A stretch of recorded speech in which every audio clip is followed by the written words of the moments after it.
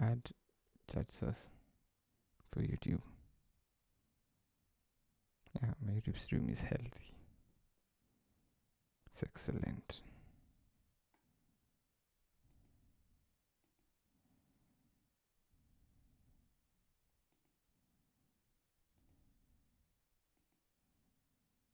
Ah.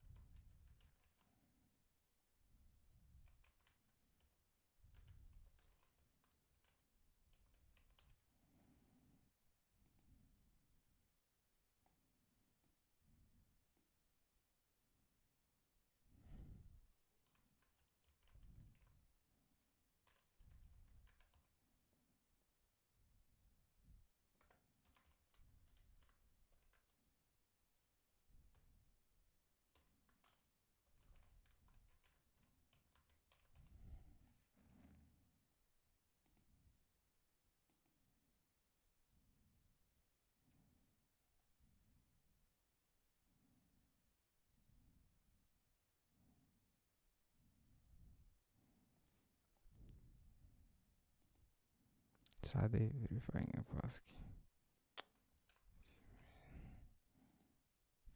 What is the junior one?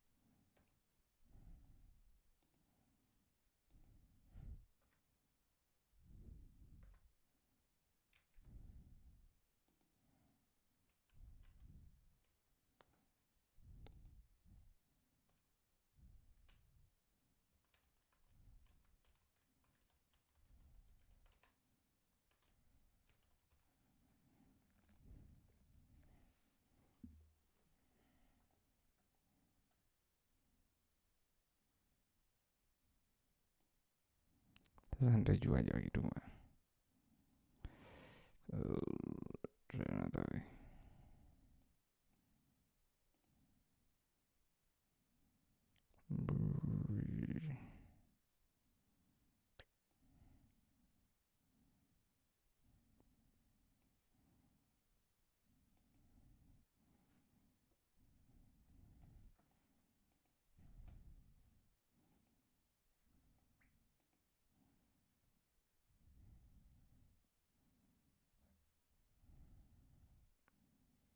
You don't need crazy, man.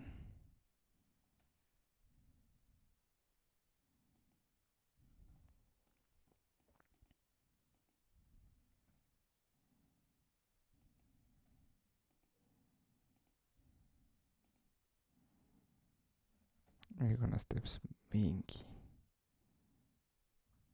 Okay, that's one. So unataka kujua kaina do.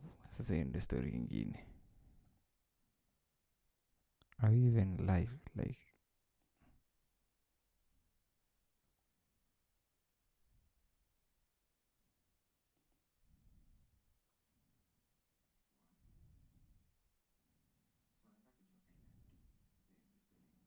it is working. Interesting. Yo, I guess, yeah. We are fucking live, man. Lakini the buffer.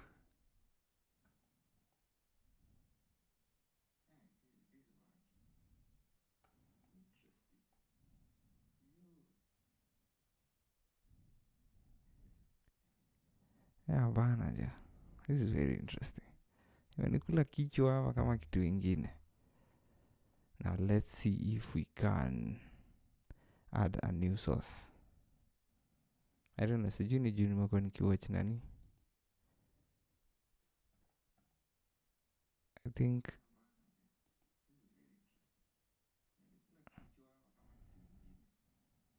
nani.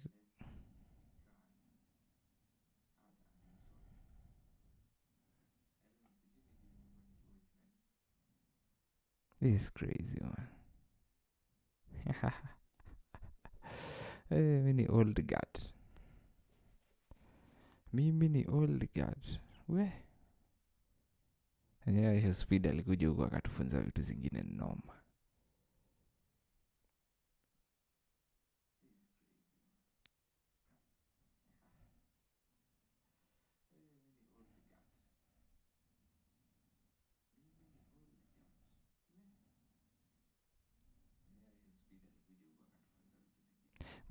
By the way, tuko almost 50 subscribers. Hii channel tulianza ikiwa na 10 subscribers. So we have made like close to 39 subscribers in the few weeks that tumekuwa tukipost videos. So we are almost 50. We are almost 50. Hiyo ni noma jo.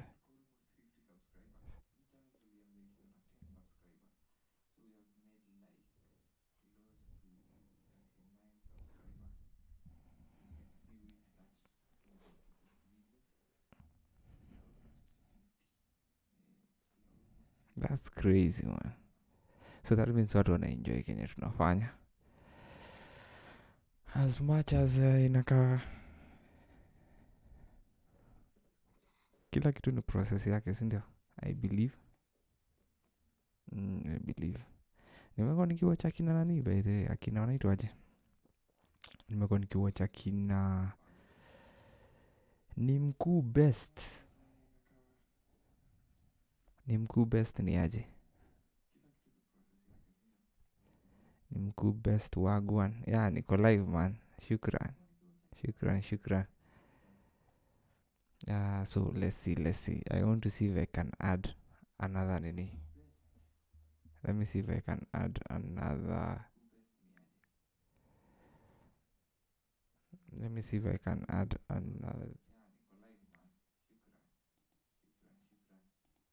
So what did I want to add?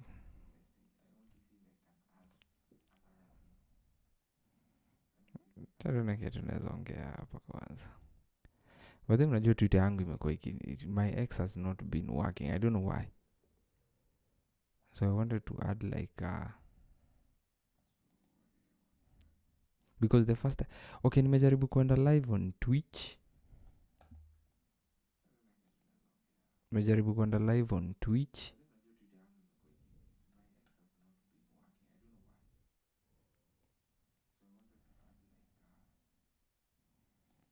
I don't know why ex yangu ifanye like it's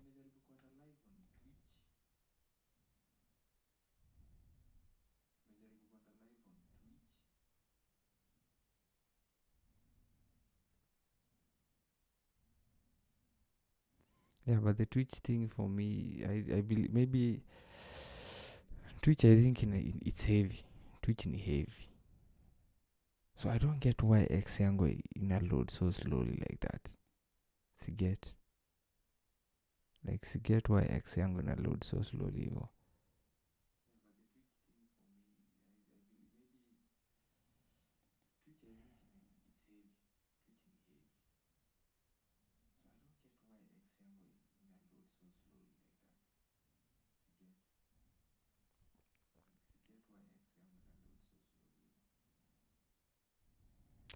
Yeah, Wagwan chat. Wagwan ninjas and ninja rats. It's your boy Hype to the DARDO.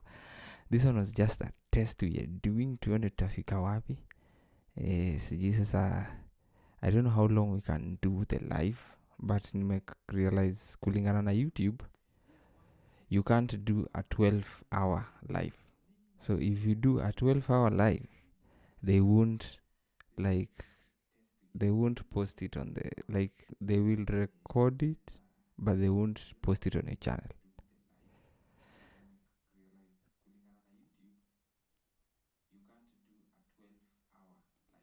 Oh, I'm watching myself.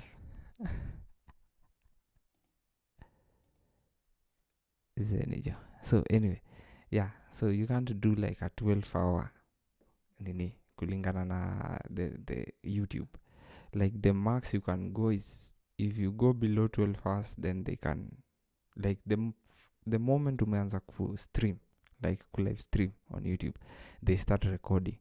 So if it goes past 12 hours of recording, they don't have the storage for that. So if you go past 12 hours of recording, then they don't save that video. That's very interesting to know. Yeah. Alafu venye nilikuwa nasema kuhusu Kicks na hizi streaming sites. Hizi streaming sites ni heavy, like Kicks and nini.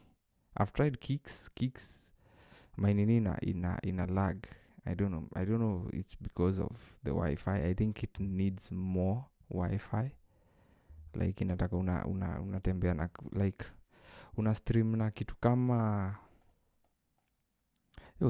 una stream na kitu kama above 50 Mbps. Like unachezea bandwidth ya 50 Mbps ndio uweze kustream fiti. I believe ni heavy. Naitwaje? Kicks ni heavy. But for, what do you call it? But for YouTube, for you to stream 1080, you need more than 5 Mbps. Nafaa kuwa na 5 Mbps. Na kama una stream, what do you call it? If you una stream 4K, you need more than 20 Mbps. But sasa kustream on, kustream on YouTube, but then kustream haiwezi pita more than 1080. No, that's the most weird part about it. No. So it's interesting, like ni weird sana. Like you can't go past than 20 Mbps, but you need to, like nini, for you ndo uweza kustream kwa YouTube 1080, like for you to nini need like 1080. Yeah, kitu kama 1080 if I'm not wrong. So yeah, this one was just an nini of the finally I've done it.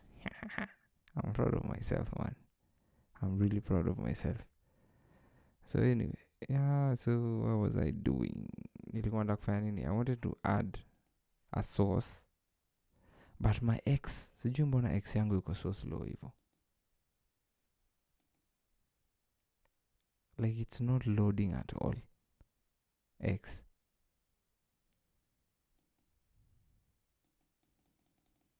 Either X iko na issue itself, or I need to get the app. I don't know. Should I get the app? Let me see. Let me get the app. Maybe I get the app. Yeah, desktop. So X. I don't know if itakuwa hapa.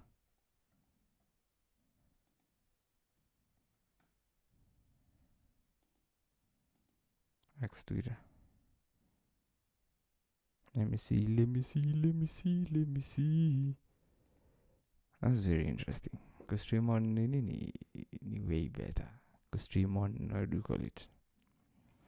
Because stream on this YouTube. Yeah. Chat. Wanaita chat. That's very interesting. Oh yes.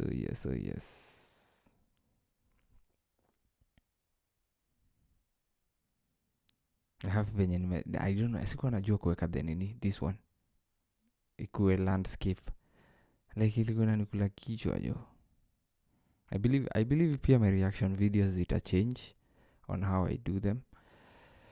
I'll be doing them hivi, so I'm full screen, alafu naeka ka screen kadogo pale chini. Yeah, naeka ka screen kadogo pale chini. So let me see if I can download this Twitter app. Yo, hakuna nini ya Mac? Because that's crazy. Hakuna Twitter ya Mac? That's crazy, man. Like there is no, haiko kwa App Store. That's interesting. Aje X Twitter. Yo, there is no, hakuna. How?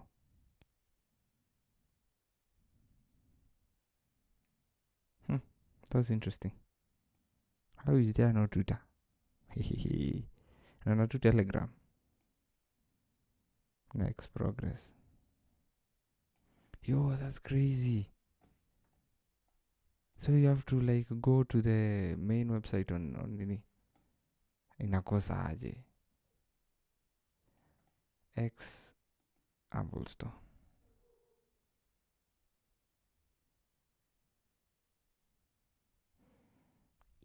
372 MB. So iko kwa for iPhone, yeah, but for MacBooks hakuna. For PC. That's crazy. X4 Mac.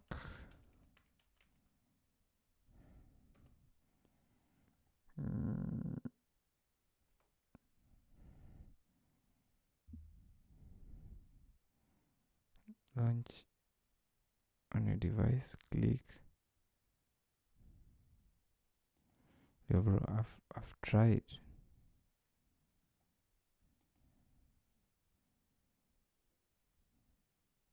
Yeah, it can't be found, one. And nimejaribu kufungua the website itself, but it's not working. I don't know why. I don't know why it's not working. Like it's taking time to load. Ina take time to load. Hadi nadhani nini yangu, but si net yangu because I'm streaming. Like the whole day imeshinda hivyo. So watu wa X mtuambie. How's your X been? Like X yako like my X is not working. I don't know why. Let me see if Instagram is working. Instagram, let me see.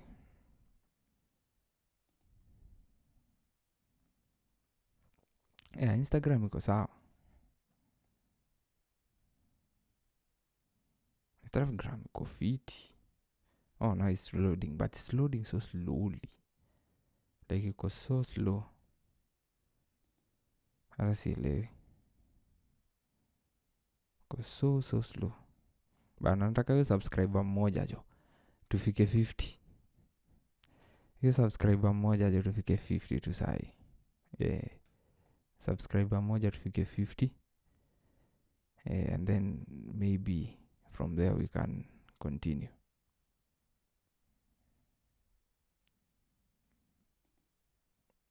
So let me see if I can add. I want to add a source kwa nini yote.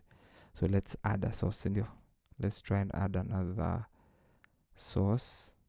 Dinglings. So we'll add that source. Then no, screen capture. Ndio. And then okay. And then window capture. And then not the App Store. What the hell are these? Hizi vitu zote. This one. Let's do this one. Ding ding ding. Okay. So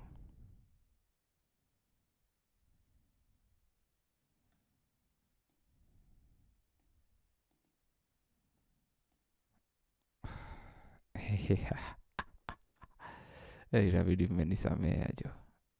I'll need to like reduce that, sindio? And then I need to put this like under that one. Yeah, ndio ikuje juu yake. So my nini needs to be somewhere there. Alafu this one needs to go like full screen, sindio?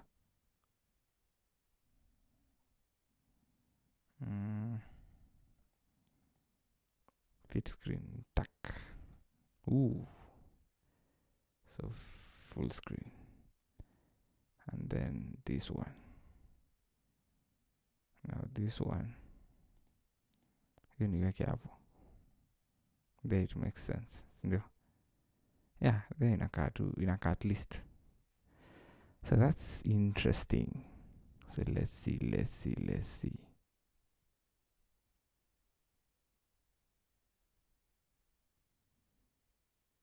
So if I play a video, come on, let's see. It's birthday show speed actually. So him in so I want us to play a video. IShowSpeed speed hits 50 million subscribers on YouTube on his 21st century. Yo, this guy is crazy, man. So ni Babu, let's see. We want to play this. I'm a half to Ghostbusters. Nigga, you done my subject ni close chapter. Jumziki kifel wanageukia podcast. Usipime ground ishakubali, usidhani tuko limited kwa jeshi ya gram na usipime. I don't know if people are ready for that one. So what am I going to do? So what next? So I believe I just drop it tune, sindio? So I just drop it tune yet. So so what am I going to do? Right? So I'm going to I'm going to kill that.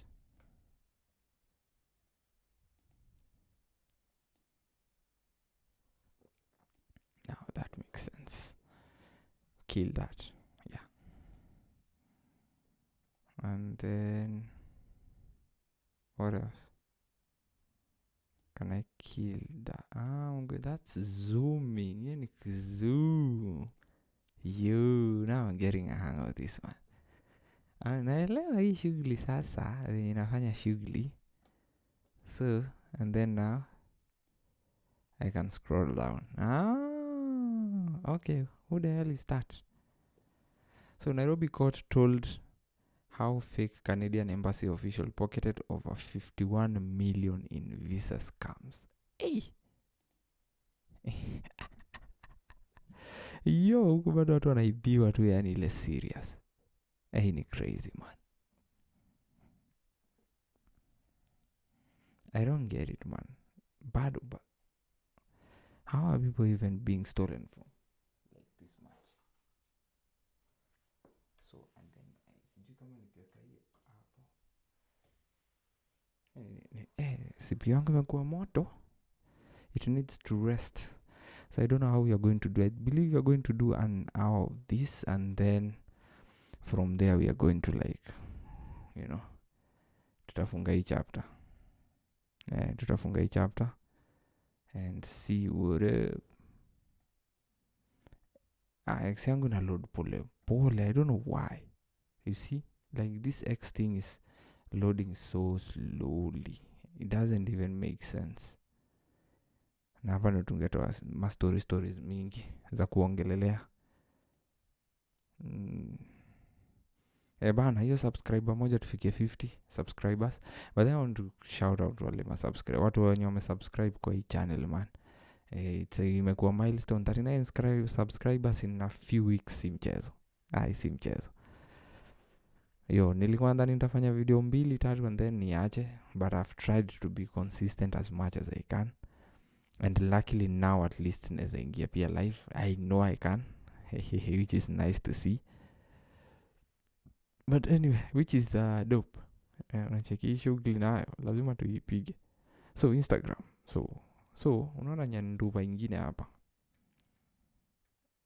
So Nairobi court told sasa 51 million, man. 51 million Kenya shillings. Imeload finally. So I don't know what Elon Musk has to say about us, but I don't know, guys. I don't know why this Cristiano Ronaldo keep on pushing Chelsea fans.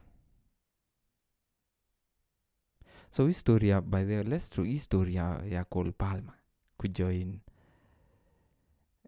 Man United. Hii story imetoka wapi? Where is this story from? You know? Hii story imetoka wapi? Personally, mi sielewi jo. I don't understand. Hebu tusikie what this guy has to say. I want to hear what this guy has to say. Who knows where that's going to go? Who knows who's the manager's going to be? I can't see that happening this January, to be honest. There's an awful lot of money, again, if they can get that done this January. But that may be one for the future. You know what Chelsea's model is like. They buy the young players and then sell them off on for a lot of profit. Well, he's still only 23, Cole Palmer, by the way. He seems like he's been around for ages, but still only 23. So I can see this one rumbling on till the summer for sure. Pivotal to Chelsea, though, isn't he, in their future? And Rosenia, if he's to be there for anywhere near the length of his contract, is going to want to keep hold of Cole Palmer. And we've got to start with Cole Palmer, Darren Ambrose. We know he's a United fan, chippy chips, etc. The Chelsea fans aren't going to like that story, are they? They're not. I don't think Liam Rosenia is going to like that either, to be honest. And he's had his injury problems, but he's the main player. He's the best player at Chelsea, let's be honest. When he's on form, he's the best player.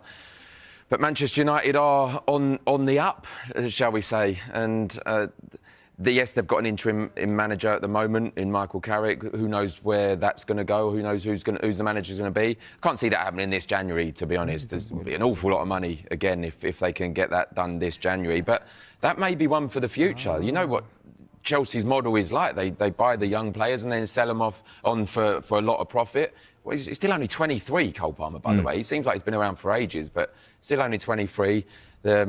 So I can see this one rumbling on till the summer for sure. Pivotal to Chelsea, though, isn't he, in their future? And Rosenia, if he's to be there for anywhere near the length of his contract, is going to want to keep hold of Cole Palmer. Yeah, tulikuwa nasema this ninja. And we've got to start with Cole Palmer, Darren.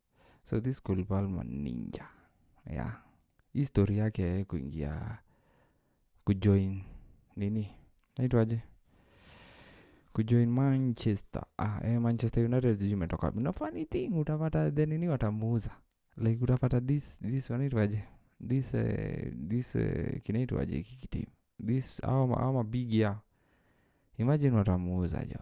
They will do it and they won't care. They will do it na watajali, you know. So crazy scenes, man.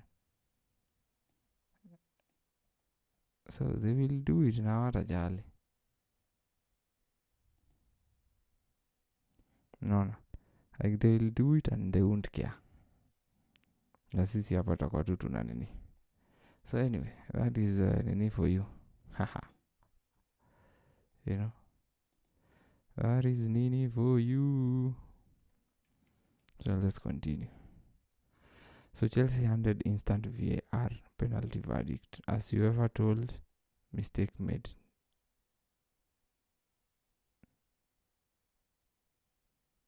Yeah,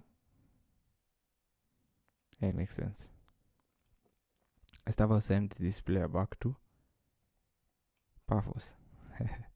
C'est l'amour qui prend que c'est ça, et c'est l'amour qui rend que c'est ça.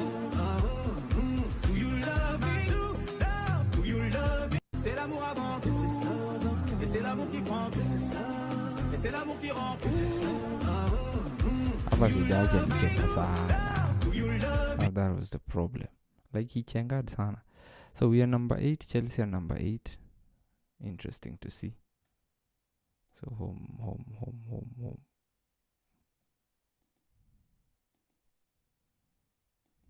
Sijui kwani napata tu nini za nini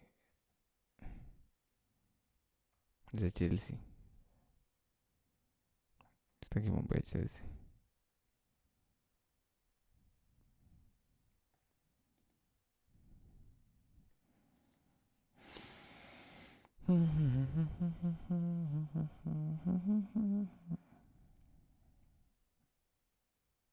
Yo, what happened to Aisha Speed was probably attacked by a road gang member, by road guard members in Nigeria while driving along Ikoyi Road, visiting a country where cases of child kidnapping are reportedly daily, and where the police, yo, that's crazy, man. That's crazy. Yeah, that's crazy, man. Yo. Nigeria si ndio bado where this boxer, anaitwaje this boxer penye alipata accident, right? Yeah, it's where this boxer alipata accident. This guy. Anaitwaje? Penye watu manini wake wawili died. That's crazy, man. Yo, that's crazy to see. Hey. Kule Nigeria wanaishi nini gani? Nigeria wanaishi nini gani? Security often failed to protect citizens was clearly not as wise. So hakuenda Uganda, Tanzania, but he went to these other countries. So Jamie Carragher on Chelsea struggling to beat Pafos in the UCL. If I speak, I'm in big trouble, but that was an eyesore considering how much they've spent. Nini Ibambi, Twitter Ibambi, chat on Instagram. So, students in Qatar.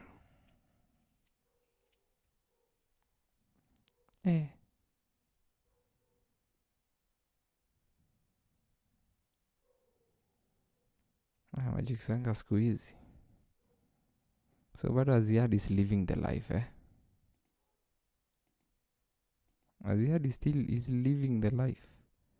So mbona watu walikuwa namwingilia venye alitake. Naitwaje?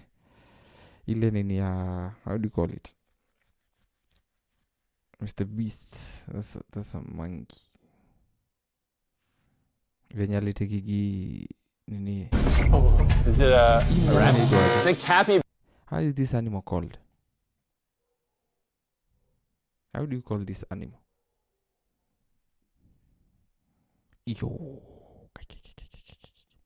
Oh my! I can't look. Oh, wait, it's slimy. Yeah. It's scaly. Oh! An alligator? Yeah. Oh my, whoa, you let me put my hand in there? Good luck, Chandler. Yep, keep going, keep going. It's too big to be a chicken. Is this an ostrich? It's an emu! Oh my god. Yo, what's the difference between an ostrich and an emu? Hebu goja, let us check it out, sindio? Tunaenda tu wapi? We go to ChatGPT. Hatuendi mbali ChatGPT. Hizi ndio vitu hapo ndo tunaenda kuuliza kila kitu. What's the difference between an ostrich and an emu? Because it's crazy. Difference ya nini na emu ni? What's the difference?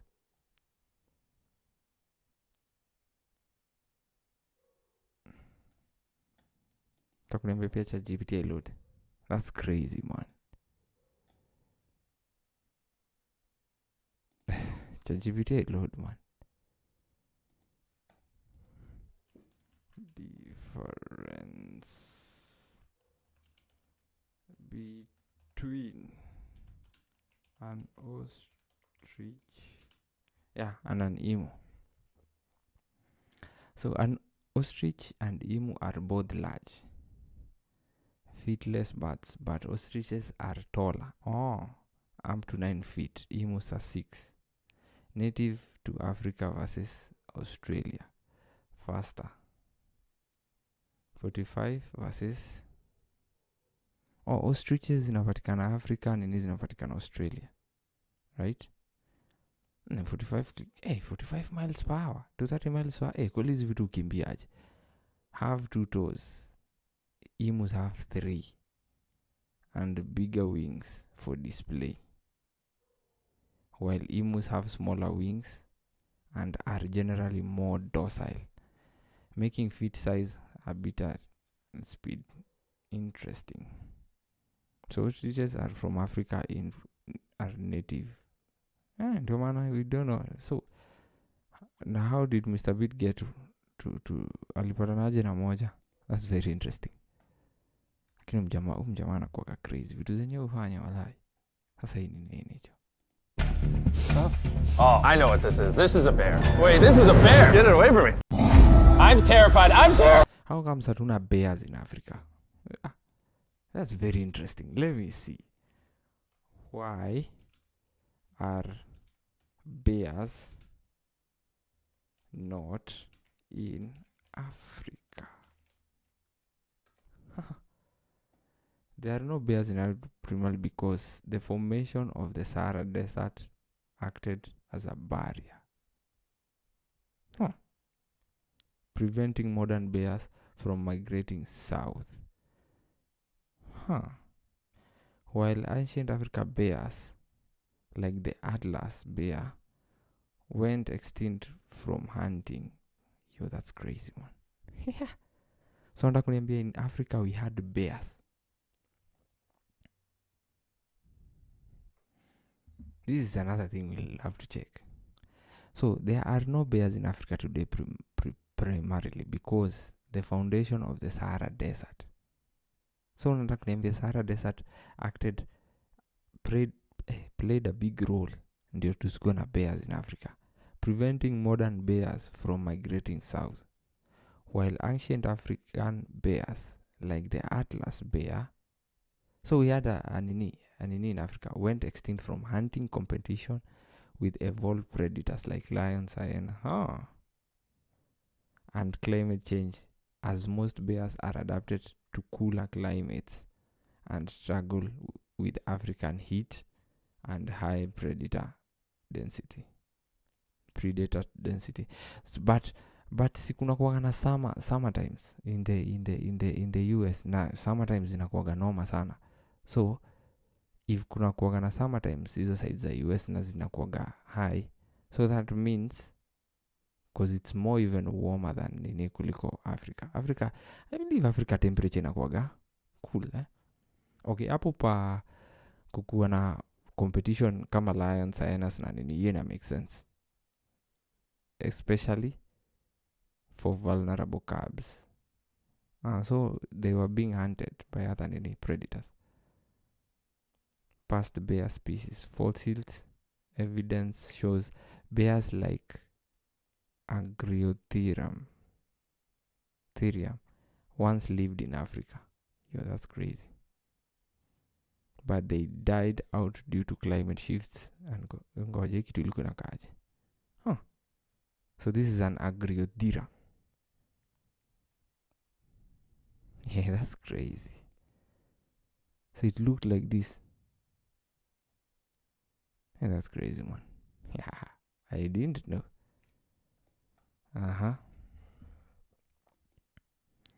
So once lived Atlas bear are subspecies of brown bears.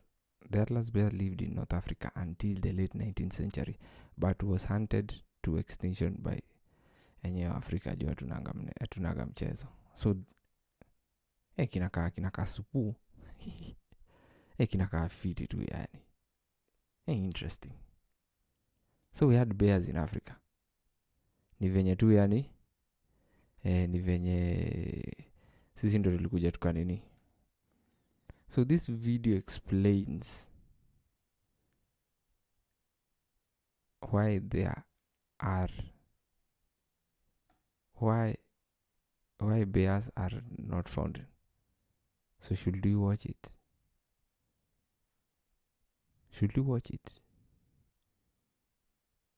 Ama itakuwa ku copyright? Nah, let's do it, man.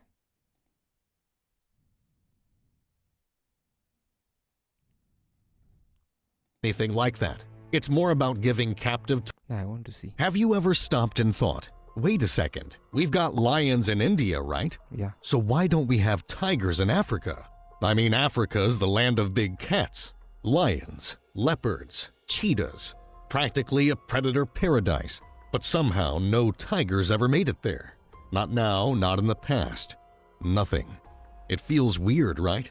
Because when you zoom out and look at the map, it almost feels like a glitch in the animal matrix. Tigers are all over Asia, from Siberia to the jungles of Sumatra. Lions dominate the African savanna. But for some reason, these two heavyweight cats never shared the same playground. Hata I always wondered kwa nini hatukuwahi kuwa na tiger, why we don't have tigers in Africa. But I believe we have panthers and jaguars, if I'm not wrong. Except for that one tiny pocket in India, where they kinda brush shoulders today. Today, there's only one place on Earth where lions still roam outside of Africa. A little patch of dry forest in western India called the Gir Forest. That's it. Just one population hanging on in a small corner of Gujarat. So India, they are lions. That's very interesting. Surrounded by people, farmland, and traffic. It almost feels like they're in the wrong place. In a way, they kind of are. But here's the twist. They didn't arrive in India recently. Asiatic lions are actually a leftover from a time when lions had a way bigger range. We're talking tens of thousands of years ago, when lions weren't just in Africa. They were all over Europe, the Middle East, and deep into Asia. These weren't some weak jungle-only lions either. They were the real deal, part of the same species. How are they? Wanataka tu kusema hivi they really deal from where? From where? They really deal from where? Because now These as African lions, wanataka kusema just adapted to different climates and terrains. Some lived in forests, others in rocky deserts. They were incredibly flexible. But over time, most of those lion populations disappeared. Climate shifts, human expansion, and habitat loss took care of that. The ones in Europe went extinct. The ones in the Middle East vanished. And the lions in India, somehow, against all odds, they survived. What's wild is that these Asiatic lions aren't that different from their African cousins. They're just a bit smaller, with shorter manes, looser belly skin, and a slightly more social vibe. Same basic animal, inakaaje ila just shaped by a Looks different different. environment and a Doesn't lot of matter. isolation. Nime So, inamtagwa joki. why does this matter for tigers? Because if lions could spread that far across continents through deserts and forests, it means that they had tools to travel. Which brings us to the big question. If lions pulled it off, why didn't tigers? Tigers are the largest cats on the planet, and they've always been the top predators in their domain. But here's the thing. Their domain has always been Asia. From the cold forests of Siberia to the streaming jungles of Indonesia, tigers are kings of a completely different world from lions, and they like it that way. Tigers are mostly solitary. They need a lot of space, dense cover, and plenty of water. Unlike lions who thrive in open savannas and live in social groups. Kweli Africa, we don't have that. Tigers, they want dense, but we have that in the Congo. The Congo, Cameroon, I believe kuna very dense forest. Tigers are forest cats. They're ambush hunters, built for stalking through thick vegetation, not chasing prey across open plains. That preference for dense wooded habitats has a lot to do with where they ended up. You'll find tigers in India, Nepal, Bhutan, Bangladesh. Kweli Africa, we don't have this. Like we have very dense forests. That's why I believe in Africa we have the jaguar. Do you have the panther? That one we'll have to check. Southeast Asia, and the Russian Far East, all places with forests, rivers, or swamps. They never really moved into dry or open environments the way lions did. And it's not just about preference, it's about competition too. Lions had already locked down Africa and the Middle East.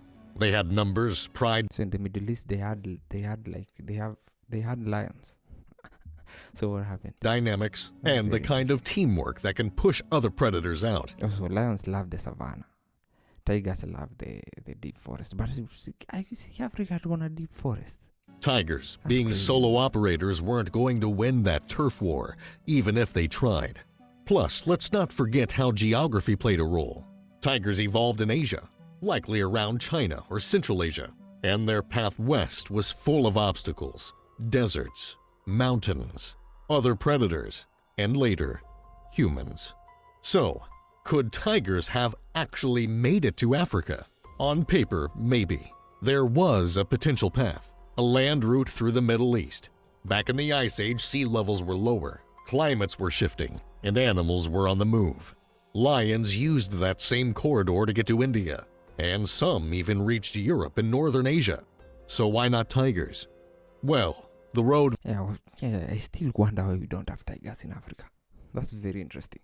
Because wanasema hapa that tigers like dense and nini. So we have dense forests. Sindio? In Africa, like the Congo, wakona dense forest. We have like the nini, the Cameroon, I believe. Even Nigeria is kuna dense forests. I was following this Chile alikuwa anaitwa Ichi Boots. She was doing like an in Africa na nduthi yake ya 250cc, 300cc there. So she was doing like an in, so inside Africa, those forests were crazy. Penye alikuwa anapita, crazy. Alafu niambie that tigers cannot survive. It was open, but it wasn't exactly easy. First, the terrain. The route from South Asia into Africa goes through some pretty unforgiving places. Deserts, dry mountains, and open plains. Not exactly a tiger paradise. Remember, So the Sahara Desert. tigers aren't fans of wide open spaces. They need cover, water, and prey that they can sneak up on. Not flat land with nowhere to hide and herds of animals that can outrun them. Then there's the timing. By the time tigers started spreading into Asia, lions and other big predators had already claimed most of the good real estate in the West. I like how he's saying it. The good real estate in the West. Lions were dominating Africa and the Middle East. If a tiger wandered into that territory, it probably didn't end well. And with lions living in large, coordinated prides, they had a major advantage in holding on to territory. And finally, climate. The Sahara wasn't always a desert, but when it started drying up thousands of years ago, it became a massive barrier. Any big cat trying to cross it without backup, water, or shade? Not gonna Yeah, that's crazy. Ooh, now that's crazy. So that's why we don't have tiger. happen. So even though it was technically possible for tigers to move west and reach Africa, the odds were stacked against them. Tigers stayed in the east where the forests were thick and the hunting was good. And that's why there were never African tigers, not even in the fossil record. But let's flip the question now. Yeah. What if they had made it? Let's say one bold tiger population pushed west through the Middle East, found a forested pocket in East Africa, and actually settled in. What would have happened? First off, they'd have a rough time competing with lions. Lions don't mess around. They live in big prides. They team up and take down massive prey. And they're aggressive about territory. A lone tiger strolling into lion country would be outnumbered and outmatched. Even though a tiger is usually stronger one-on-one, it wouldn't matter against a gang of lions working together. That means tigers would need to find their own niche. They'd probably avoid the open savannas altogether and stick to more forested or mountainous regions, somewhere lions don't dominate. Think places like the Congo Basin or the Ethiopian highlands, where there's more cover and solitude. In those environments, tigers could do what they do best: sneak, ambush, disappear. They'd likely go after bush buck, forest buffalo, maybe even small antelope species. Their hunting style would still work. It just wouldn't be flashy like a pride of lions chasing down a zebra. But here's the real twist. If tigers had Hiyo unyama wetu inakaa. So that's why we don't have tigers in Africa. Because maybe of the Sahara Desert. Like, and yeah, like hiyo gap ya Sahara Desert, that's what I believe he's trying to say. So I don't know, I don't get it. But at the end of the day, so we were checking on, I don't know, we were checking on. So yeah, that's that. So tulikuwa naangalia why are bears not in Africa. So wamesema nini?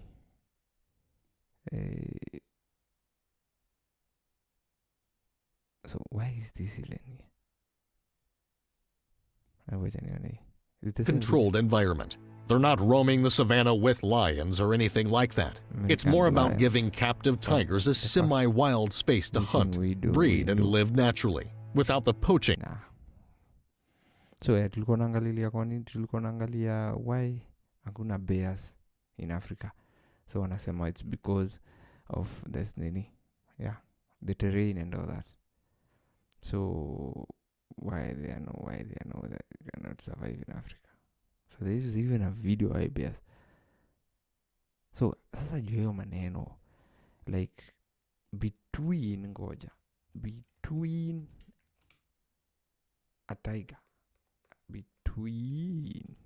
a tiger and a lion, which has the loudest roar?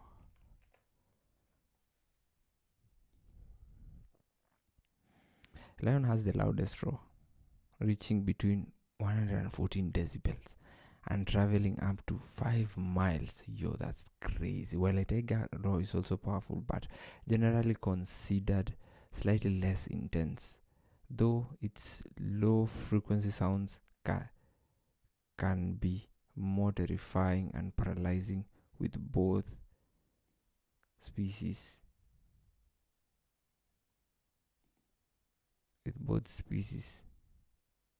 Yeah, I would like to naweza penda kusikia tiger roll. Can we find something? Let's see.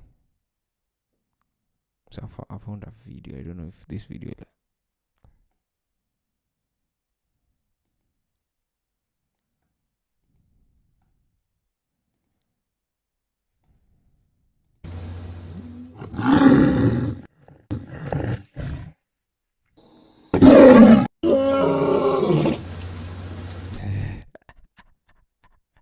mbona hii video inajaribu kutuonesha venye goja. So a lion has the loudest, sindio? So I don't know if you can find a video of. So what about, so so between a tiger, so kuna a tiger, a lion, a jaguar,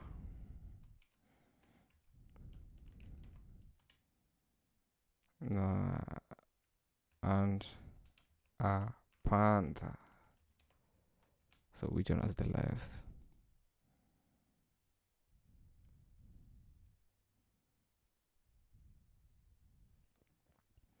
So of the animals listed, the lion has the loudest and the most powerful roar. A male lion's roar can reach which is about 25 times louder than a lawnmower. The hell? Crazy. Lawnmower jona vinapiga kelele. Ni noma. And can be heard from 5 miles. That is 8 kilometers. Yo, that's crazy, man. So lions, the loudest, deepest, and most resonant roar used to establish. Tiger, while very loud and having more ferocious and bone-chilling sound, a tiger roar generally doesn't travel as far as a lion's usually, within 2 miles. Jaguar poses a very deep yeah, have you ever had a nini roar na iliwaga crazy sana? Okay, not real life. Not real life. See real life. But a jaguar kuna venye na sound tu. A jaguar sounds. A jaguar has a crazy sound.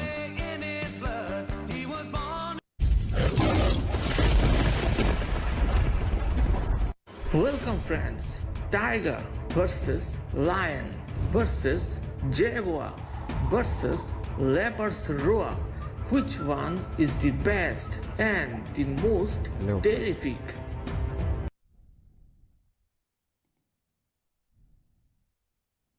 like kuna venye nini, like kuna venye anini grounds.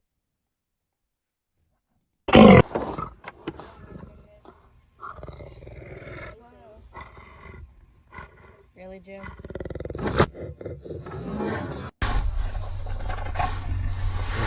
Nilisikia like kuna venye anini usually nini like kuna ile kako like unasikia, you know, like kuna venye Jaguar roars hadi ukisikia jo unashindwa what is this man. So that's crazy. So let me see. So do we have Jaguars and Panthers in Kenya? So are there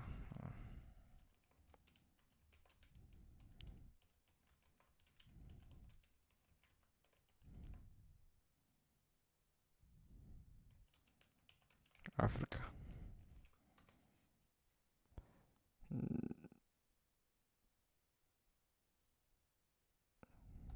Nah.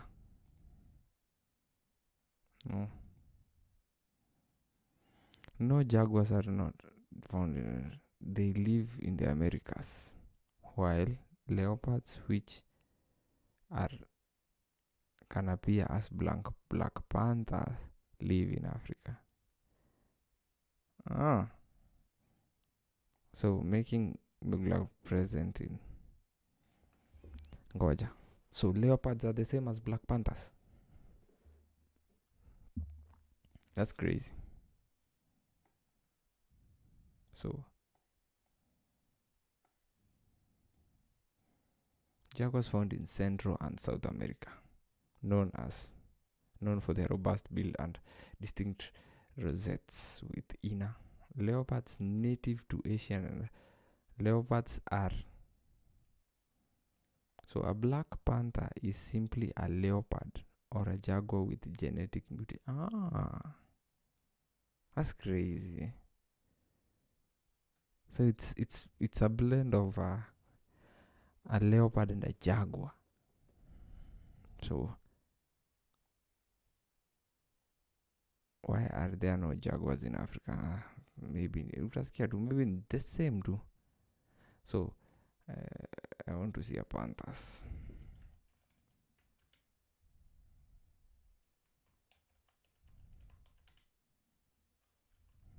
In Africa, black panthers are actually melanistic leopards. Are rare genetic appear black, though their spots are visible. They have spots. They are exponentially exclusive, primarily found in dense forests like Kenya's Ngoja. We have panthers in Kenya, with confirmed sightings being major news due to the extreme rarity, with more common sightings in Asian forest. Yeah, that makes sense.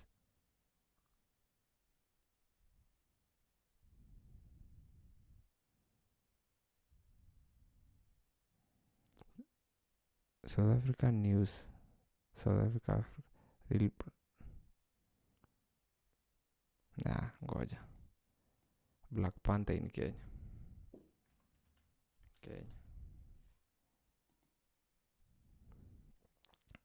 Are rare but have been documented in when? Particularly in the Laikipia County. Yo, that's crazy. Making it a hotspot for sightings for photographers and conservationists. These exclusive cats are a separate species, but leopard with the genetic mutations of melanism, causing excess dark pigments with their rosette. Laikipia Wilderness and Loisaba Conservancy are known areas of tracking this beautiful and rare. Yo, that's crazy. I didn't know kuna nini Kenya. Let me see. The black leopard, also known as the black panther, was photographed in Kenya, which marks the first recorded sighting in 100 years.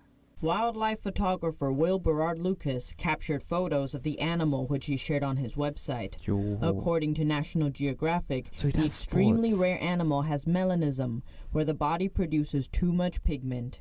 It noted that it's the first time a black leopard has been seen in Africa in 100 years. Yo, that's crazy. 100 years. Ndio kitu And imeonekana. most sightings of the creature occur in Asia. We're doing a large scale study here in Laikipia at Impala Conservancy in Loisabek. Yo, so hizi vitu ziko Kenya. The Black Panther. Yo, kama umewatch Black Panther, hii kitu nimeona mara 5. The Black Panther. So this thing is in Africa, and why do they speak like this? Mbona wanatumia accent ya wazungu? Okay, when they were acting this movie, why were they using the South African accent? Miss gonna get with the movie. So if this thing is in Africa, in Kenya actually, if it has been cited, when was this? Wacha tuone hii video ni ya when? 6 years ago, man. Conservancy to understand the population dynamics of the leopards that live here. While we set this study up, we use remote cameras to track. So this ngoja, hebu kwanza niulize kitu moja. Hizi conservancies zetu nazo Kenya, mtu anaweza enda kutua like a tourist, ama they are owned by people. The leopards. And while we were doing this, we found that we had a black leopard, a melanistic individual, show up on our cameras. So the fact that we have more than one black leopard confirmed in this area is really important because it lends credence to what we understand for black leopards in Kenya, that they're not just a rare phenomenon, but they've been here for a long time. And this is really important for the conservation of leopards in this area because it suggests that leopards in this region may be unique and special genetically. We don't see black leopards anywhere further south of Kenya. We've only seen them here in Kenya, and we've had reports in Ethiopia. So this suggests that there's a lot of conservation value here in protecting what may be a very I've special. seen it. So this suggests that there's a...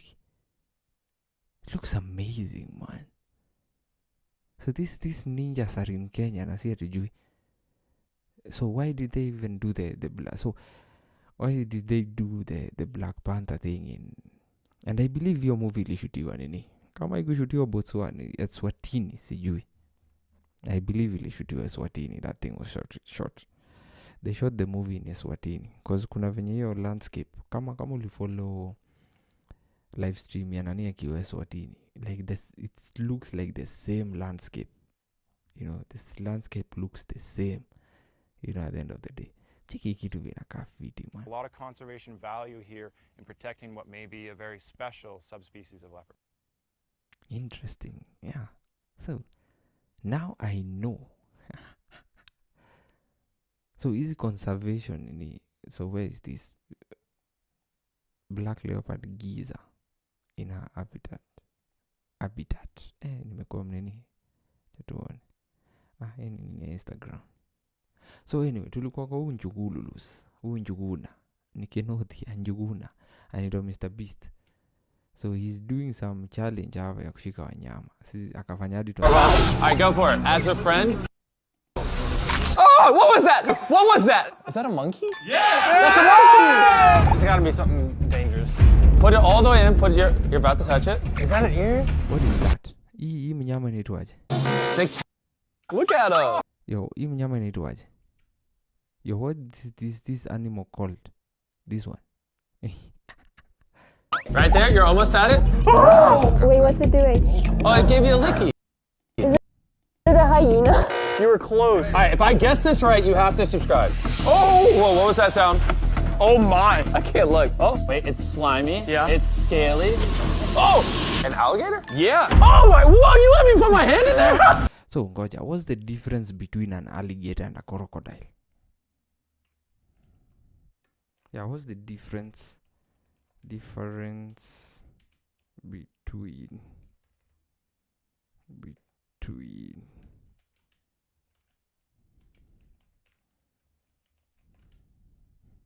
an alligator and a crocodile? Yeah. So alligators have broad U-shaped snouts and only their upper teeth show when their mouth is closed. Preferring fresh water, alligators, and being generally less aggressive. Hata anacheza na akili zetu. Crocodiles are narrow, V-shaped snouts with both upper and lower teeth visible. Tolerate salt water due to special glands and are typically aggressive, more aggressive living in nini. So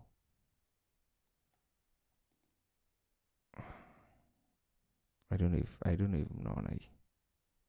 I don't know.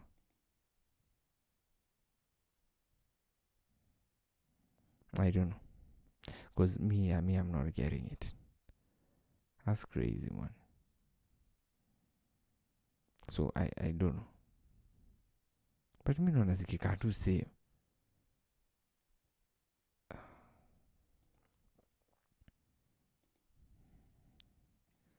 Mi naona tu zikikaa tu same. Mama mi naona vitu zangu. Anyway. Mi naona tu zikikaa same hizi vitu. Ati they have a U-shaped nini. So why don't we have alligators in Africa? So do we have alligators in Africa? Because I believe we have crocodiles. Alligators. Yeah. Are alligators found in Africa? No alligators are naturally found in Africa. That's crazy. They are native in the southern United States, Mexico, and China. Yeah, even in China. While crocodiles, which are similar but different, thrive in Africa's suitable fresh water environments. Alligators and crocodiles belong to the same order, Crocodilia, but have a distinct si hapa nyuma wamesema that nini zinakaa kwa fresh water na nini zinapenda salty water. With alligators preferring fresh water and crocodiles adapting to both fresh and leading to their presence in across Africa. So primarily the southeastern states, Florida, Louisiana. China critically endangered Chinese alligator is found in Yangtze River. Why not? Evolutionary history, ecological niche. Climate kila wakati. Africa is a home to many crocodile species such as Nile crocodile. So in short, weka ukijua crocodiles zinakuwa aggressive, alligators are less aggressive. That's crazy, man. That's crazy. We need to see. Hebu acha tuangalie hizi alligators kwanza. I want to see these alligators. Njoo hizi vitu. Alligators.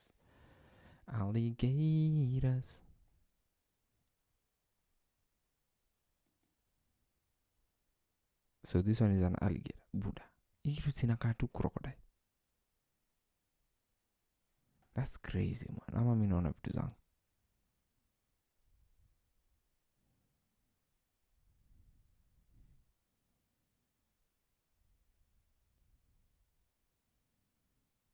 The American alligator.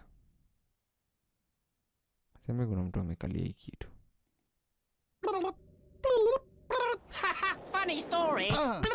Owie. What was that?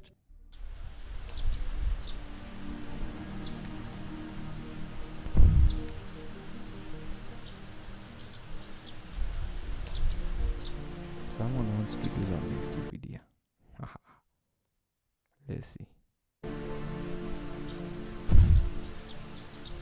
I believe someone wants to do something stupid. The American alligator.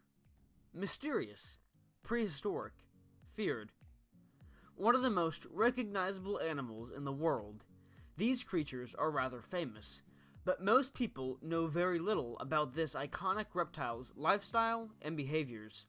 On this adventure, my goal was to locate and safely remove one of these incredible animals from an area where it did not belong, and bring you up close and personal with her incredible features. This species can be found across much of the southeastern United States, making its home in swamps, creeks, rivers, and lakes across that part of the country. Lakini acha niulize tu, yani wewe as a normal person, as a normal person. Mtu mwenye tu yani ameamuka, unaweza amka tu asubuhi tu fulani tu yani useme leo nimeenda tu kukimbizana na alligator. Yani tu unaweza kativu useme leo nimeenda kukimbizana na alligator. Mimi hata sijui watu wanakuwa wamevuta nini. In today's expedition, we were exploring in Central Florida, a state which truly offers the perfect environment. Hii place inakaa kama umewatch Scorpion, like Scorpion the series. Hii place inakaa, there is an episode that they wameact wakiwa some place inakaa hivi. For these massive reptiles to thrive. Alright guys, so we're here right now with Tyler. Now Tyler is a professional alligator raiser and capturer. Professional alligator. And we're actually in some private land right now. We're removing a nuisance gator. So the person that lives here does not want the gator on their land. We're using this little contraption here. It's just some chicken on a string. We think that this gator hasn't eaten in a while. So if you want to explain how this works. All it is really is paracord So how long can they go without eating? to chicken, and then when the gator takes the bait and it swims away, so this rope will just follow it, and then it doesn't harm the animal. I learned this from one of my good friends that uses it to catch crocodiles down in Belize, so it works pretty good. Sweet. But the only problem is if the temperature is not right and he's not feeding, then it might not take the bait, but since the water's pretty low, we should be able to find it. So okay, and we are operating under permits right now, so we're not just coming out here and grabbing it. Hebu kijana anakaa mdogo yani. Huyu kijana anakaa mdogo but amemwoniaje mimi leo nitaenda kushika alligator jo. That's crazy man. Hawa wazungu watatumaliza jo. Hawa wazungu watatumaliza. They are not serious. So if you're in Florida, you can't just walk up and grab a gator. You have to be permitted like Tyler is. So this person, just so people have some context, they kept these gators for about 40 years as pets, right? Yep. And they just 40 years as pets. The person died and they do not want them anymore. But you've been back here and you've caught several already. And this is that last one I'm trying to get out. To find this last remaining individual, we hiked around several small gator holes. Asikia wanaita to find this individual. To find this individual. Buddha. Searching for fresh tracks and slide marks. Finally, we turned up some promising signs. all of the grass. Really? Alright, so if you look down here, there's this little pond. Now this is what we call a gator hole, because during the dry season, which is right now, they will dig these out, they'll fill up with rainwater, and this is where the alligator will live. Now gator holes aren't just important for the alligator survival, they're important for the ecosystem as a whole, because things like wading birds, fishes, and turtles will also use these gator holes as refuge during the dry season. So we think he's actually in here. Tyler just found a gator slide. So if you've got a pole, we're going to poke around and see if he's in here, and see if we can get him out. Wacha mimi niulize tu yani, as a normal human being,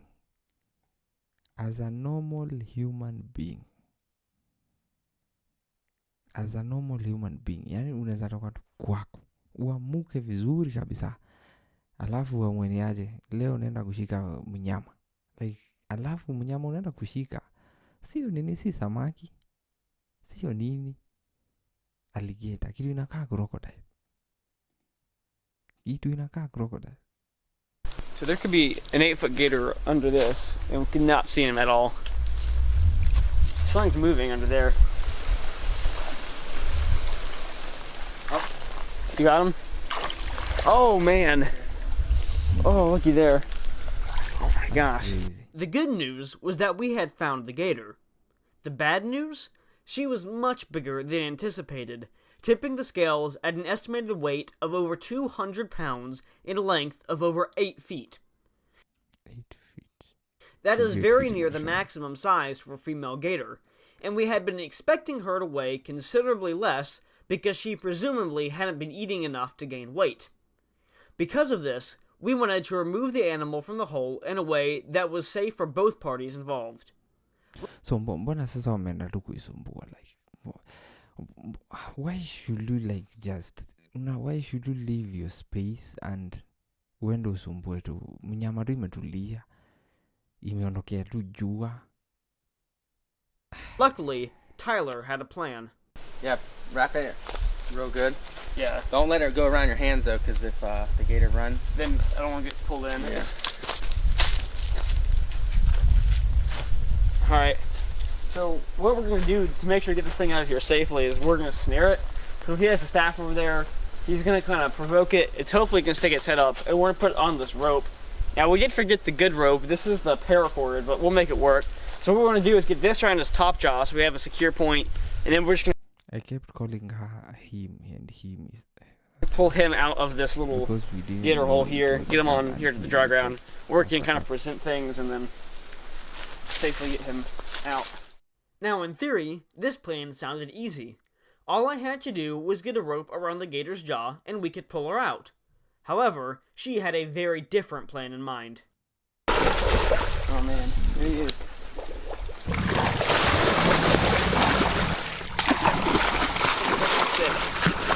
After several minutes of getting trounced by the huge female, we finally secured a top jaw rope and were able to haul the behemoth onto land. There we go.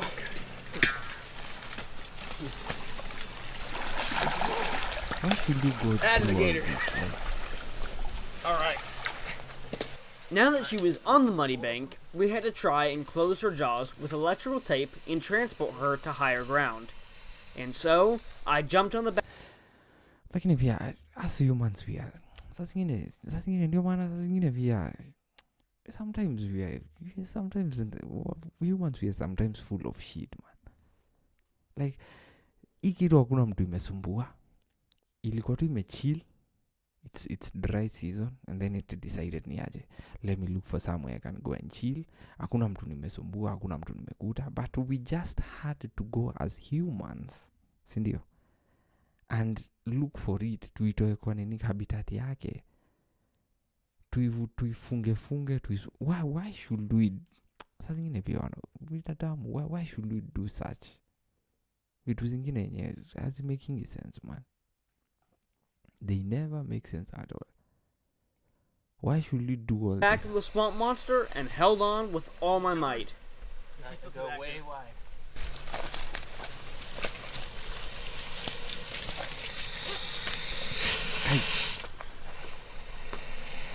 That's a big girl.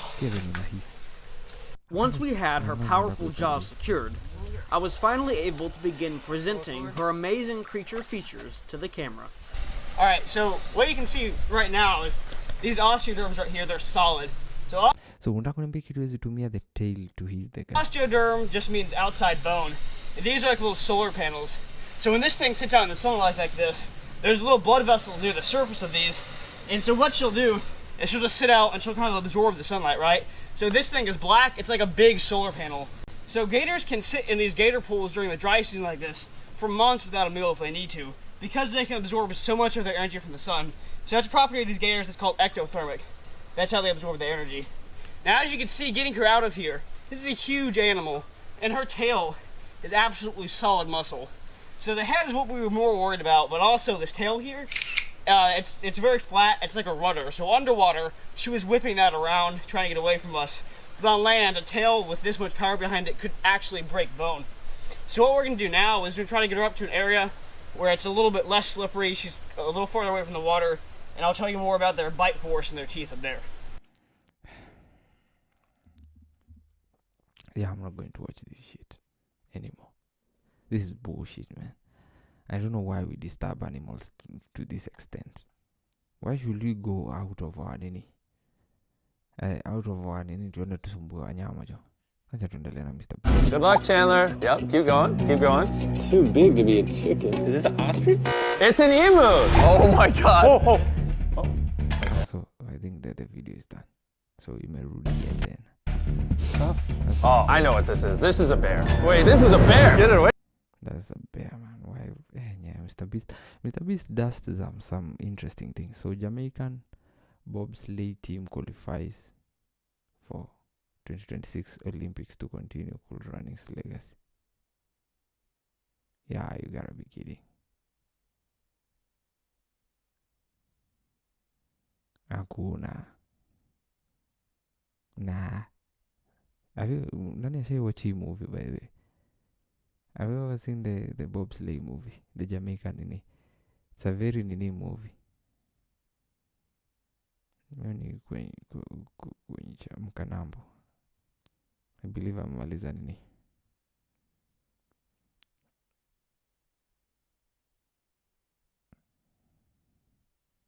Nah, that can't be true. Senegal out of the World Cup? Nah. Why? Because of kujaribu kutoka kwa nini? Kwa don't get that. So honoring legacy. 20 TikTok content creators arrested of women in Pangani and Isili. So I had these ninjas walikuwa wanashikashika madem in nini of doing content. So I don't get why they were doing it, but I heard that they were doing it, which is crazy to see, or which is crazy to hear. So I'm trying to look for the search button and all. So the Panga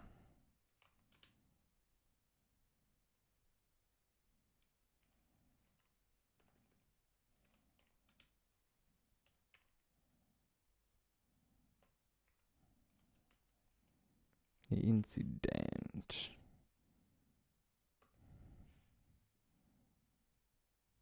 No, the Pangani girls. Now I'm trying to look for the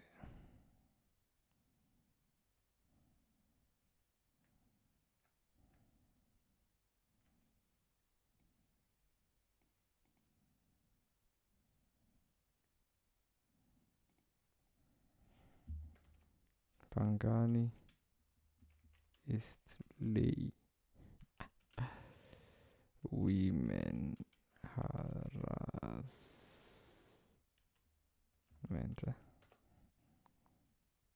Let's see if you can see something. Bwana ileti kitu.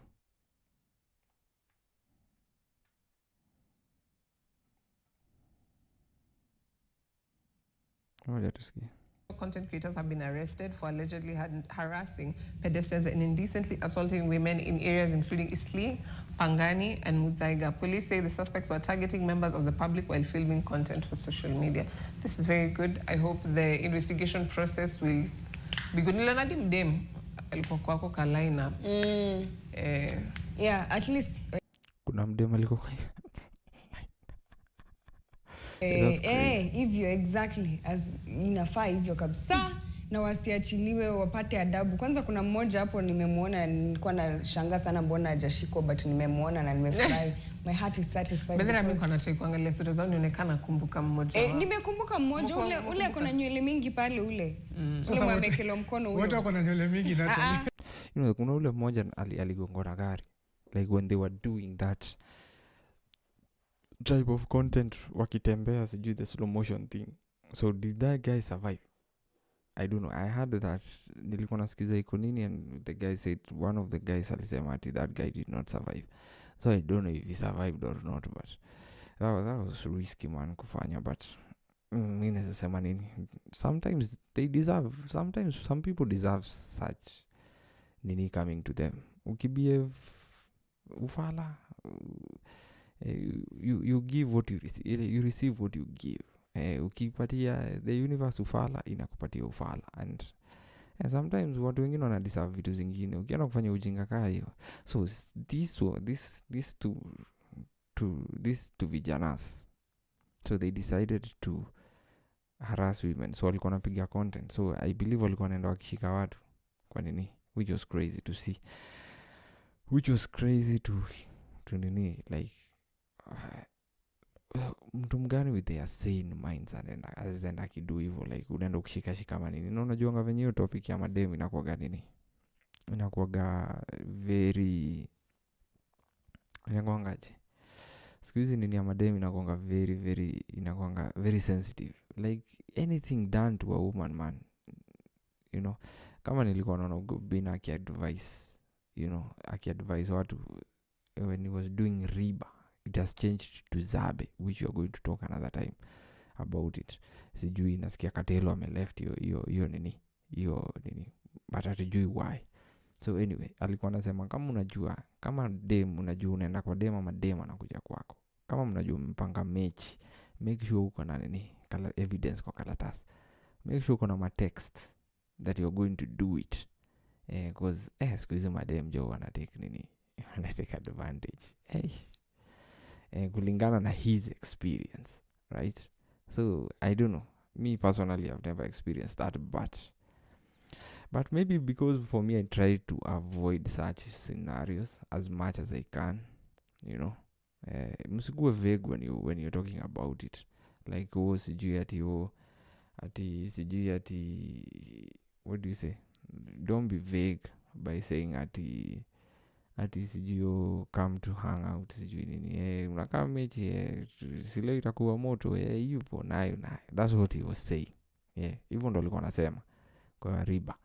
So when he was saying that, it made sense, because at the end of the day nezenda nini ukule, then something change too, and then ikuwe sasa unajipata uko nini. Like I was seeing there was a guy by the name nani, I was seeing there was a guy by the name, I can't remember his name, kuna hii nini ya Kikuyu that does interviews ya watu wenye wako jela. So a guy was locked, he's now 19, right? So he was locked up I think last year but one, I don't know, because shosho yake alisema like, okay, I was listening to him speaking Kikuyu. Alikuwa anasema ati shosho yake sijui ati shosho yake alisema, I don't know, alisema, what is the shosho say? Shosho alisema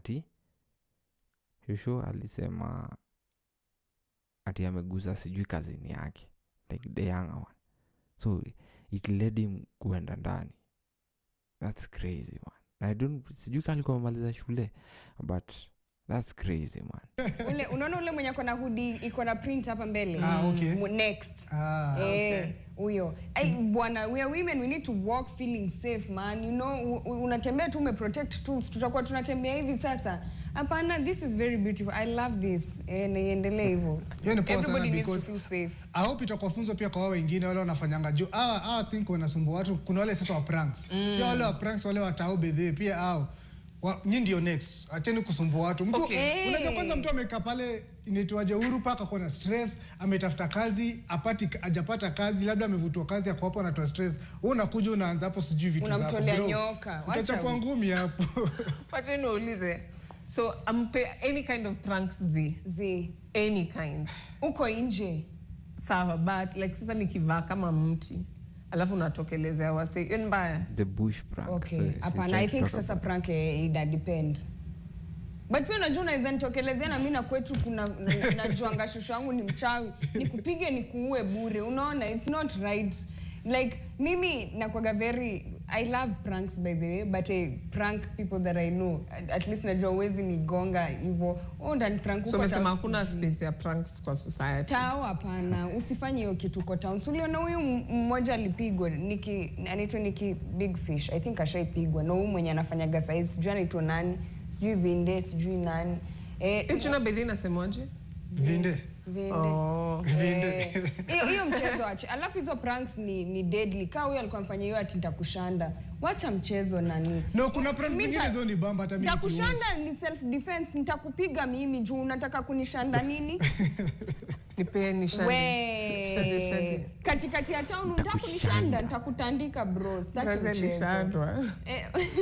Personally, like what now Vinde is doing, I hope ameachana na hiyo na nitakushanda thing. Now he's doing live streaming, like live streaming, like the actual speed one, and anapata ma views huyu jamaa. Crazy. Unaona kama zile za Big Fish ufanya ati labda kukwamata naambia check ule msana ataka kuanguka vitu kama hizo. Hiyo iko sawa, but unajua kuna zenye Nikki Big Fish alikuwa anafanya si poa. Okay, sawa, nyinyi decide ni poa. Mimi niko kwa mat, abini record nimeshtuka kama spendi. What am I right? Unaona, that's why nasema pranks kidogo. Wewe prank watu mnajuana nao. Juu kama hiyo yenye anakujaga anasema ti walio hapa ni watu ambao wameiba pesa kwenye government. Bro, acha mchezo au ni wazee, hawajui hizo jokes. Yeah, true. Pesa inaibiwa daily alafu wewe unasema ti tuko kwenye TV tukiripotia live kwa ground, tavuka na wewe ache. Yeah, crazy. So TikTokers recording harassing women, yeah, in Pangani and Isli. So me, I don't get it, man. I believe hawa tu ni Waislamu, si ndio? And ndo dem hapa, man. Kuna dem hapa kwa hii picha. Mimi ndo naona zangu. Let's check it out. So ndo dem, like there is the lady. So kuna video. Let's see. Is there a video for this? Mnaguzaguza wasichana wenyewe. Washikwe hao wapelekwe nyumbani. Kwa TikTok leo wala soda arudi. Kuma ni na zeno.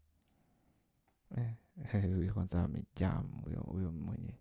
So is there a video? So mimi nilitaka kuuliza, like, these guys hawa tu ni Waislamu, right? And I believe Waislamu wanakuwa na values fulani when it comes to women and like wezi shika dem kulingana na religion yao. So I don't understand how these guys were doing it. And hawa tu, like, this is crazy. Na it's going too far with it. They are going too far with this, man. Wanaenda too far with this. Personally, I don't like it. And I bambi. Because now they were doing sijui kwa nini mkono yangu imenini hivyo. Iko stiff. First of all, alianza kufanya these dangerous challenges where they are walking. Okay, personally first, video za kwanza nilianza kuona za mjamaa wa Somalia. I think it's when they were ni za hiyo place ya huko kwao, huko Somalia, kwa hivyo I'm not wrong. So when I saw this one, they were kuna zile nini, kako umeingia TikTok, you've seen these videos, like guns are should nafani sema hizo manini hiyo jina, I don't know, but mchuma mandenga zimerapiwa na nini, how do you call it, zimerapiwa na vitamba, and then kuna venye they are changing na watoi nini, and kuna venye yani hadi ukiangalia tu hiyo nini unaona unajua tu ni ndenga tu, yani imerapiwa na nini, and even kids. Alafu pia kulikuwa na videos of them wakizi activate, like santa sema nini, wakizi launch, acha nisema wakizi launch, like you could see even. So after those videos kukanza na hizo videos za them walking, I think they were being done either in Somalia ama they were being done hizo size za Northeastern.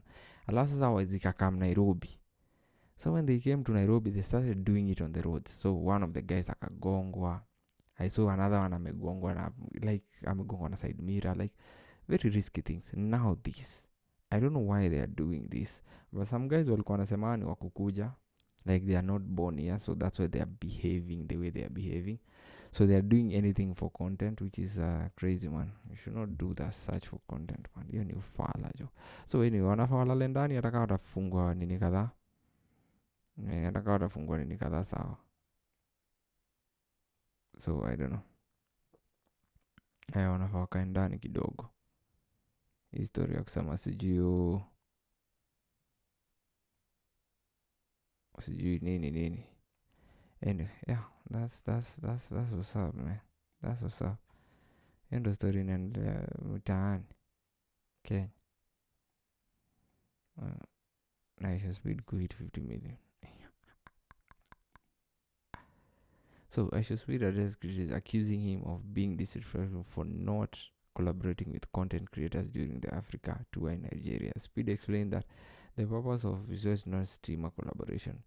Yeah, that's the thing, man. He came to do his thing. Hakuna story ya sijui streamers collaboration and all that. So kama ulikuwa utokee weni utokee, kama utokee shida yako. So ana time.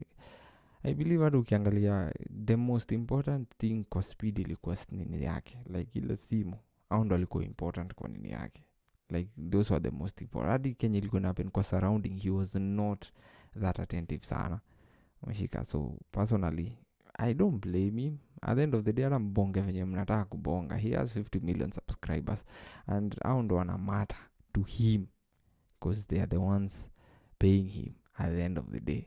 So hao wengine jo shida yenu jo, hao wengine shida yenu. So like Adam complained. I saw South Africa, they complained, you know, and South Africa will complain. But interesting.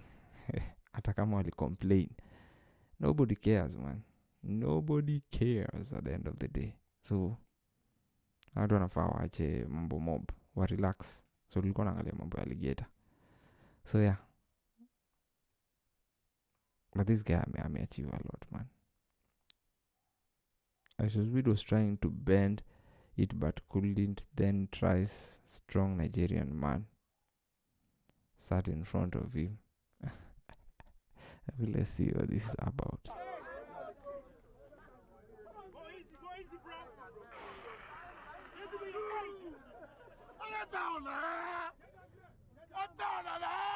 My son is too much. Can you see? Yeah, that's great.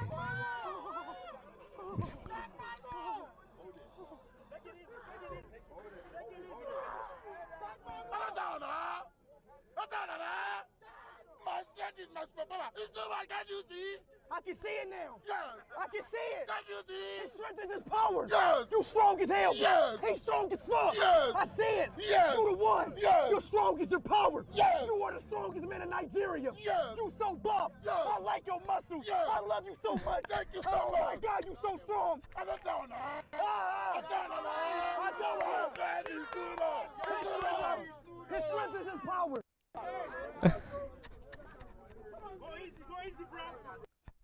That's crazy, man. That's crazy, man. Hey, so.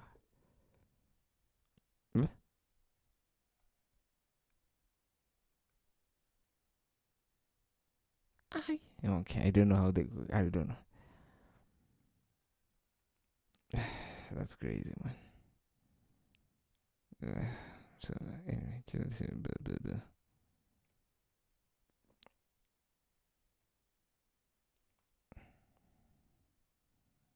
Kenya, Nigeria. Who ni nani we? Niger boys are good in robotics too. I gotta give it up to them. This one. Here again. Who did them Manchali? Hi. You are Travis? Nice to meet you. Are you a robot? Then robot dance then. How do I activate her? How do I activate her? How do I activate you? So it's I tap here? yeah, that's crazy. Oh, she a robot for real. Robot. Wait, Chad is a real robot. Chad is the first Nigerian robot. Robot, Ronaldo. This is Messi. crazy. Wow. What? You know it's my birthday today, robot. Yes, I have a better song for you. Sing it. Happy birthday to you. Happy birthday to you. Happy birthday, happy birthday. Yo, this Nigerian robot. Mbona ikuwe naimba na accent ya Nigeria? Why does it have to sing in the accent of in the US accent? You could have just sung in the Nigerian accent. That's crazy. Mbona why should and yeah. Chad W robot. Thank you so much, robot. Nice to meet you, Speed. Can you do any tricks? Huh? Can you do any tricks, robot? Yes. What tricks can you do? Shut down. Oh, I can dance for you. Yeah, that's crazy. So me Kenya sielewi is why was the Nigerian robot sounding like an American robot? That's crazy, man. Like even the accent, even the really no, angetumia do nini ya ile the Jollof language. Like I don't know how they call it. The accent. It doesn't make sense, man. That's bullshit, man. That's bullshit. You know, that's bullshit. So this is Vinde, a Kenyan prankster and content creator who wants to take Kenyan streaming industry. Yeah, I've watched, nimekuwa nikiwatch nini zake jana na leo. I watched even nilikuwa na restream kwa nini yangu. Yes, this ndo kwenye nilikuwa nasema. Like, clans and classism in Somali community. So I was watching this. za Kisomali kuzumusikia tu kuna clans. Clans ni mingi. How many clans? Over 70. Au pigaga. Ama vijana wale ni bamba. Like venye walikuwa na bonga, uwezi sema ni wa Somali. Okay, personally nimekuwa na experience wa Somali like once. Because I believe kuna boy tulikuwa nasoma naye nikiwa primary. Hiyo ndo time tu nimekuwa na experience ya Msomali. Sikumbuki vile alikuwa anaitwa, but tulisoma hii ilikuwa kitambo nikiwa sijui class before hata niingie class 3. Like yeah, in KU primary, so tulikuwa nasoma naye huko. Hiyo ndo time tu nasema nime experience Mwalalo. Interesting. So for these guys, kuna nini zao hadi kuna vijana wao walikuwa na bongo, walikuwa na nibamba sana, like hawako wanakaa like wa Somali man, they were venye walikuwa na bongo tu. Msapere mimi ni mjaka. Uone leo kitoto jo hizi clans za Kisomali kuzumusikia tu kuna clans. Clans ni mingi. Over 70. Na utaona au pigaga in my hadi kuna nini zao hadi kuna makalas. Different event zao ziko hadi nini. Unapata leo sijui ni okay, sai kama sai they know this time the most ile superior clans ni wako kwa politics. Ni kinda kuna Ogaden, kuna hii the Gari, sana sana hao na nini Mandera. Kuna vijana wanabonga, yani wishing yao tu iko ni shengeo ni crazy man, like wanabonga tu kaa tu wa mtatu, yani wezi sema ati ni wale Juran ziko mob hata sisi hatuzijui. Okay, wacha tucheki. So say kama Faramalim yuko clan gani? Think Ogaden. Alafu lawyer Ahmed Nasir, because I think ni Ogaden tu. Yeah, you Ogaden. Ogaden ni ma OG. Yeah.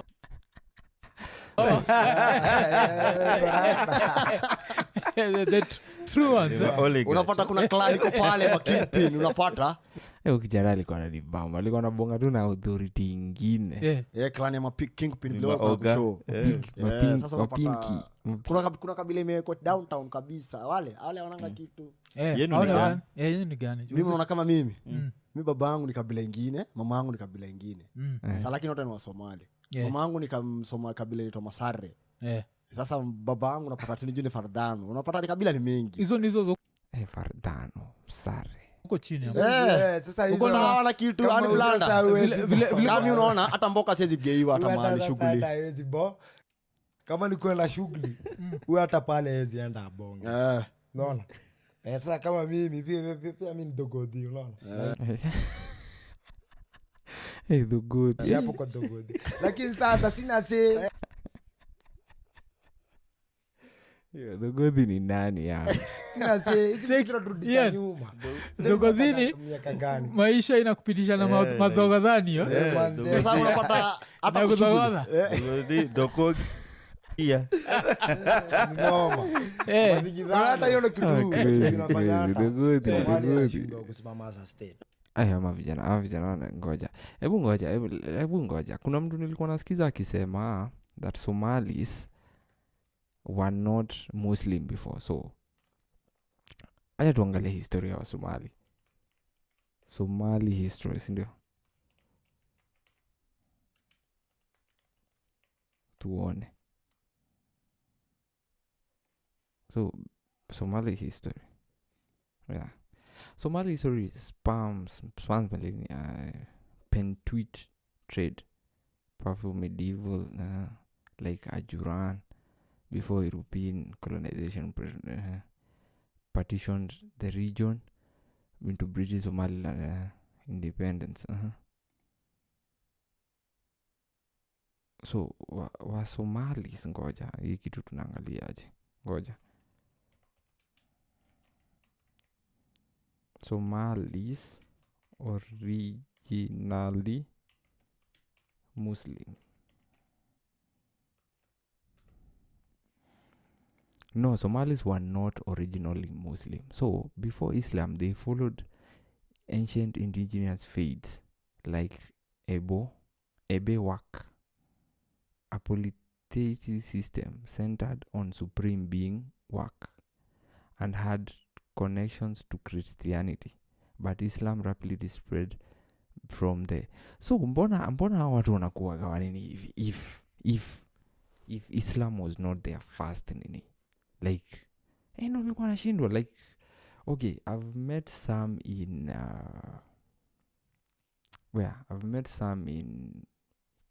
way back when wakati nilikuwa uko plus 974 acha niseme plus 974 kama ujui huko jo itabidi umenini plus 974. So I've met some there, but they don't recognize themselves as like Africans, which is very interesting. So introduced by Arab traders, making Somalis some of the earliest non-Arab converts and fully embracing Sunni Islam over centuries.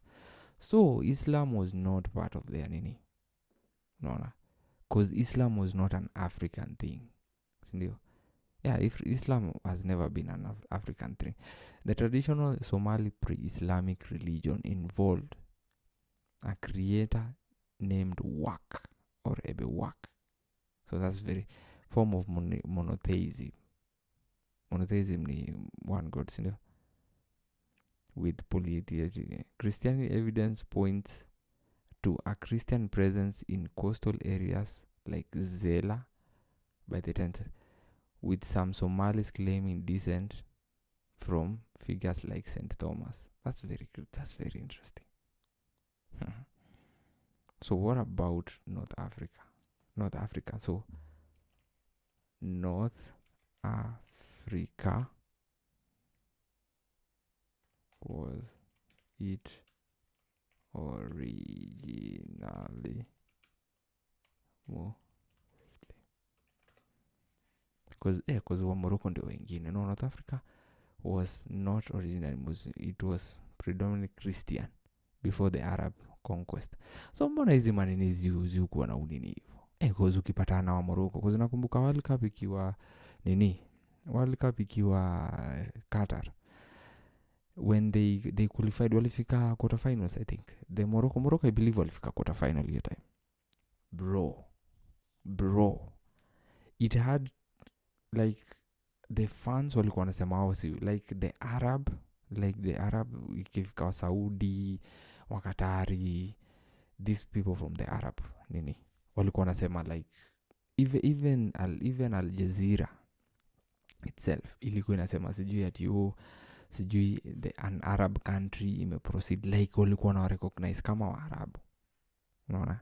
So hadi ikaingia kwa nini, it came ili have kukua na intervention ya coach akasema anafanyia hiyo all for Africa, so ana represent Africa and all that, like it had coach kusema hivyo cause ile narrative ilikuwa imeanza kutengenezwa like it's not an African country yenye imequalify to penye imefika, unaona.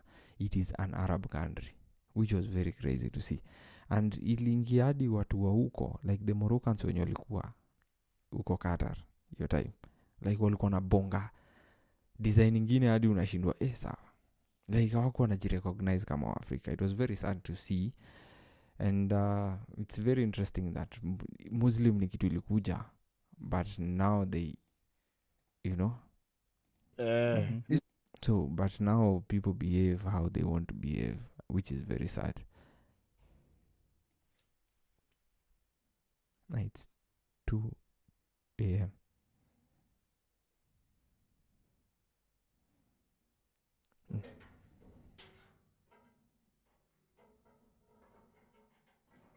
So it's 2 a.m. So yeah, tuendelee. Kolpamano.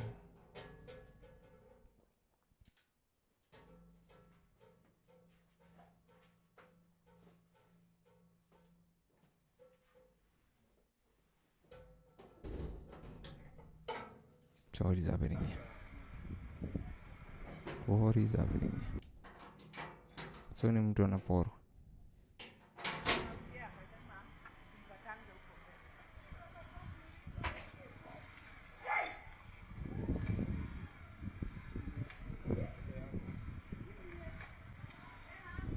That's crazy, man.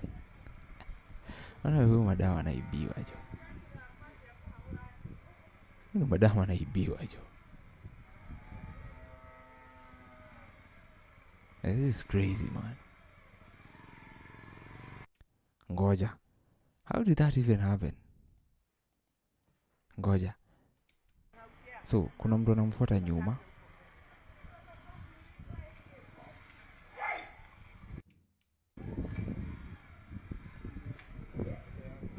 So, huyu ana kitu. Huyu bag yake imeniniwa.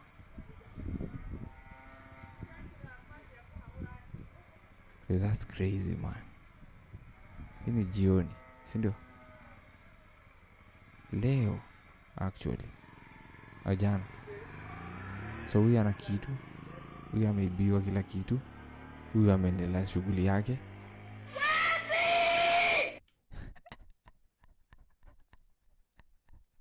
Why is she shouting sahi? Like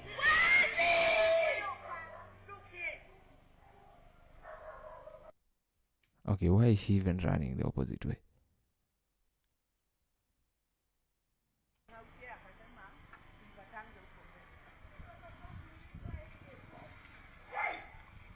So mjamaa alikuwa na gun ama ameshuka na nini? Ngoja. Ameshika gun. Okay, should I even be saying that word? Alikuwa ameshika nini? Mchuma walai. Ama alikuwa ameshika mchuma. Alikuwa ameshika mchuma hiyo. But sasa kenye imenini nini ati ana shout after. Why should you be shouting after? After maybe so alafu. But this is very sad, man. It's very sad, man. Yani happened today hapa na kila kiungo cha mwili kilisimama. Yeah, that's crazy, man. WorldCoin deletes data collected from yeah, that's crazy, man. Yeah, you know. So it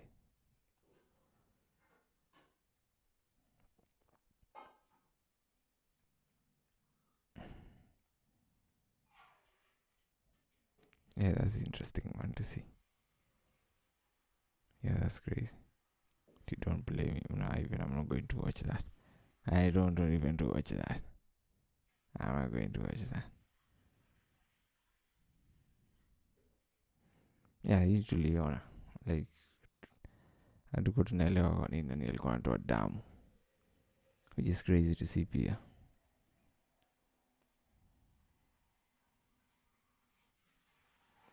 So a lady hit someone's car, and when she was confronted, she pulled the unajua mimi ni mtoto wa ngoja. Unaweza tuone entitlement. So why is there mbona ina buffer sasa? Yeah.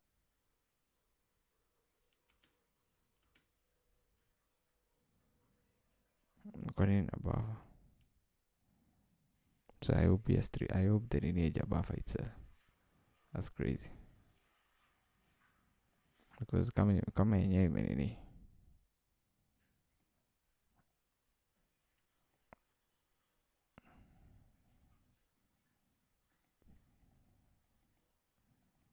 Ati hata namba chukua. Anasema hata namba chukua.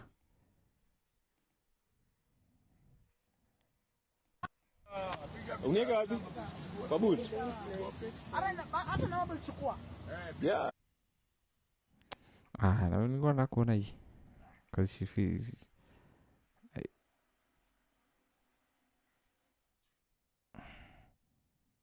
no, I'm not going to watch that shit.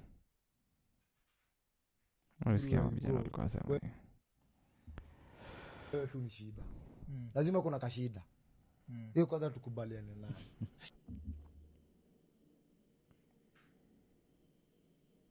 Sasa zimeanza kubafa. I don't get why. That's crazy, man. Unajua acha nikwambie, huwezi kuwa everywhere you go wewe tu ni shida. Lazima kuna kashida. Hiyo kwanza tukubaliane nayo. Kijana anasema nini sasa? Haiwezi kuwa everywhere you go kuna kashida. Labda kuwe ndio shida. Anyway, tumefika how many hours? Oh, we are almost doing 2 hours, man. Na ilikuwa ka test kwanza tuko itakuaje, but anyway nimeona at least inapiga shughuli and yeah, I believe I'll have to call that quits and go and sleep, man. I'm beat down. Kwa wale wenye whave been watching, shukran, man. I appreciate so much for joining, you know, kukuwa part of this. Yeah, it means a lot. And maybe we are going to tutaonana kesho, same time, same place, ndio. Kama kawa, hype to the DARDO, that is my name, and this is the real edits, and it's all about content.